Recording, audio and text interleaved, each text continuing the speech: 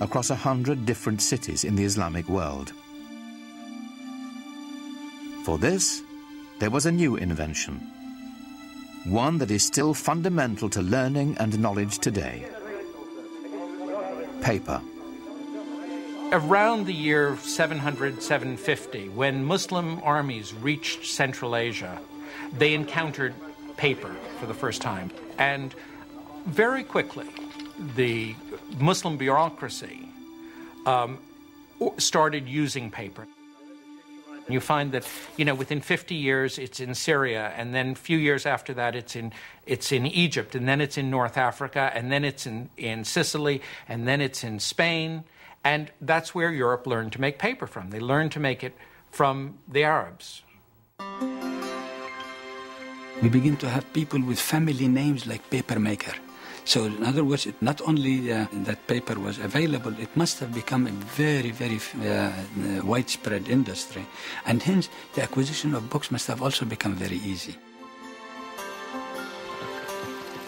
With the wide use of books and paper, hundreds of scribes, some of whom were women, were kept busy transcribing the translations and new writings of the Baghdad scholars. All of this knowledge that's being acquired from the Greeks and from the Indians and from Central Asia and stuff is all being written down in books on paper, and that these books are being copied and recopied and sent around. We know, for example, that there was a street of booksellers with more than 100 shops, each one with paper and books for sale. And this is a time when, in Europe, a monastery would be lucky if it had 5 or 10 books. While the monks of the West were hoarding their wisdom on scraps of expensive parchment, paper enabled Islamic civilization to spread its newfound knowledge far and wide, creating a single community linking 3 continents. So the chief distinction, therefore, of Islamic civilization, in addition to the fact that it made new leaps of originality, new transformations in traditions of learning and everything else possible, is the fact that it enabled human beings to consider the possibility of thinking about the globe as a single unit, humanity. In all the broad empire, there was one place the Christian world could experience the lifestyle Muslims now took for granted: southern Spain.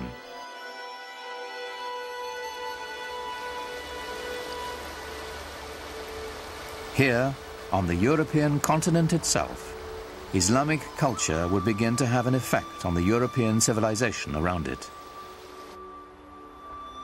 1,000 years ago, the Spanish city of Córdoba was a center of learning and culture that rivaled Baghdad. Today, Córdoba's narrow lanes hearken to its medieval past. During the Dark Ages, this was the most prosperous and sophisticated metropolis on the continent. It had streetlights and paved roads, libraries, hospitals and palaces. This was a city of light, a Muslim city. The city of Córdoba in the 9th and 10th centuries was one of the biggest and most exciting in Europe. We have descriptions of it by people coming and saying, all these flowers everywhere, this open streets, this wonderful light coming down. Northern cities were dark. Córdoba had running water. People lived in big houses. In contrast, in Paris, people lived in shacks by the side of the river. The glory of medieval Córdoba is here, in what is now the great Roman Catholic Cathedral in the middle of town. But the Córdoba Cathedral of today began its life as a mosque, one of the grandest of the Islamic Empire. The Great Mosque in Córdoba was simply the biggest mosque in the biggest city in southern Europe. When you climb up into the church tower, which used to be a minaret, you look out over this expanse of roof, It's quite amazing to see this cathedral, complete with flying buttresses, popping up out of the middle of this massive mosque.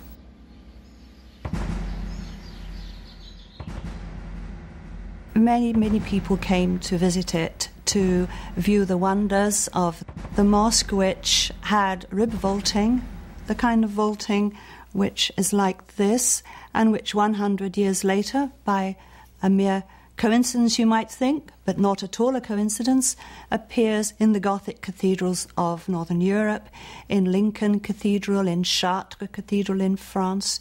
Where does that come from? Obviously influenced by the great Mosque of Cordoba in the south of Spain. For the occasional European Christian traveller, Cordoba was their one opportunity to glimpse the Islamic world. What they saw was shocking.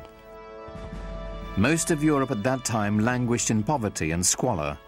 Cordoba was a pageant of prosperity and enlightenment. In the 10th century, there was a Saxon nun with the unpronounceable name of Hrotswitha, who called medieval Cordoba the ornament of the world. She was very taken with the place, and there you are, she's a Christian nun.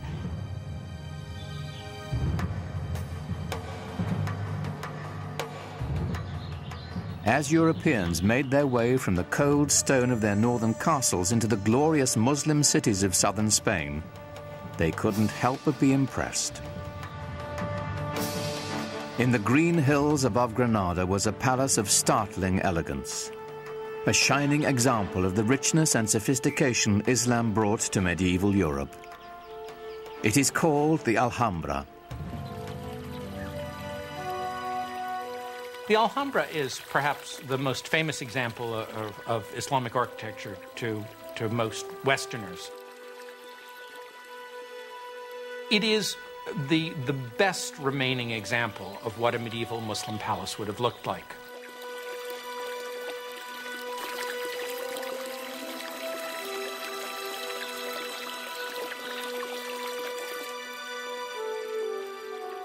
Echoed in the finely carved geometric plasterwork and marble pillars is a vanished lifestyle of extraordinary luxury.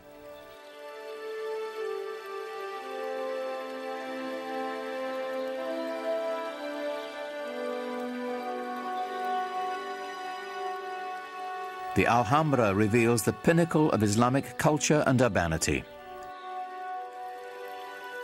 The beauty of the Alhambra is not so much in the individual details. No, it's more the combination of everything. That is, this wonderful sort of orchestrated interplay of different textures and surfaces, of light and space and water playing inside and outside of buildings.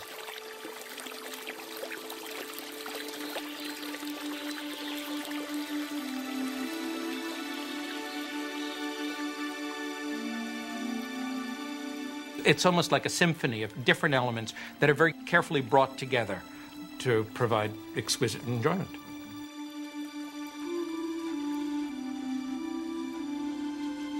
Here, the Muslim elite relished the good life. Reposing on lush carpets, surrounded by perfume and music, the privileged few debated the nature of God, the subtleties of Greek philosophy, or the most recent mathematical revelations from India, while they dined on spiced delicacies served on Chinese porcelains. They strolled the grounds through gardens irrigated by complex gravity-fed water systems.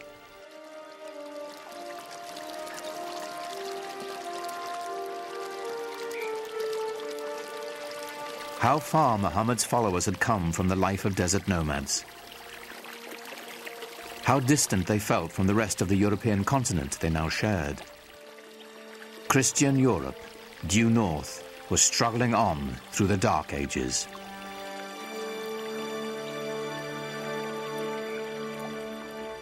But at the dawn of the 11th century, a tragedy in Jerusalem would put Muslims and European Christians on a collision course. Jerusalem was ruled by an Egyptian caliph, an infamous man named Al-Hakim. Al-Hakim was certainly a deviation from the norm. Clinically speaking, I suppose today we'd regard him as a madman, as someone who was simply insane. For 200 years, Christian holy places in Jerusalem had been respected and protected by Muslim rulers. In 1009, the Egyptian ruler Al-Hakim broke with that tradition. He ordered the holiest church in Christendom destroyed. And horror of horrors, he burnt down the Church of the Holy Sepulchre in Jerusalem. Now, nobody knows quite why he did it, and you can have your own theories about it, but the fact of the matter was that that sent shivers of terror and anxiety through Christendom. In a way, of course, Al-Hakim was the one exception that proved the rule for Christians that Christians had been speaking of for centuries, of Muslims as intolerant, mad, slavering heretics who simply could not be expected to abide by the rules of civilized human beings.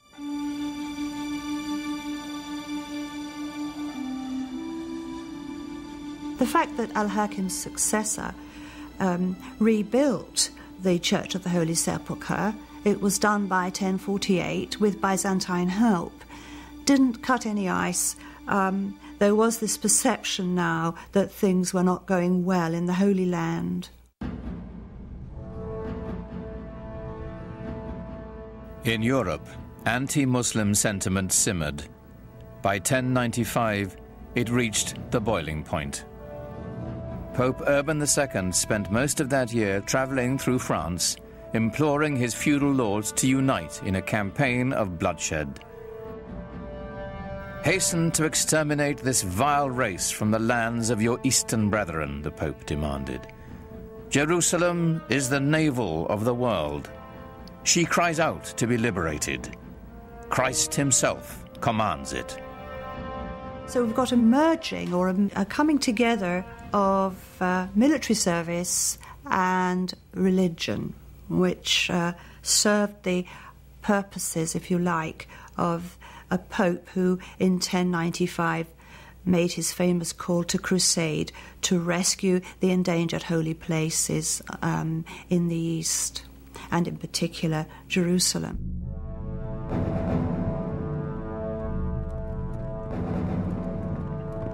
In 1097, Muslim shepherds in Syria caught their first glimpse of a sight that would soon strike terror throughout the Holy Land.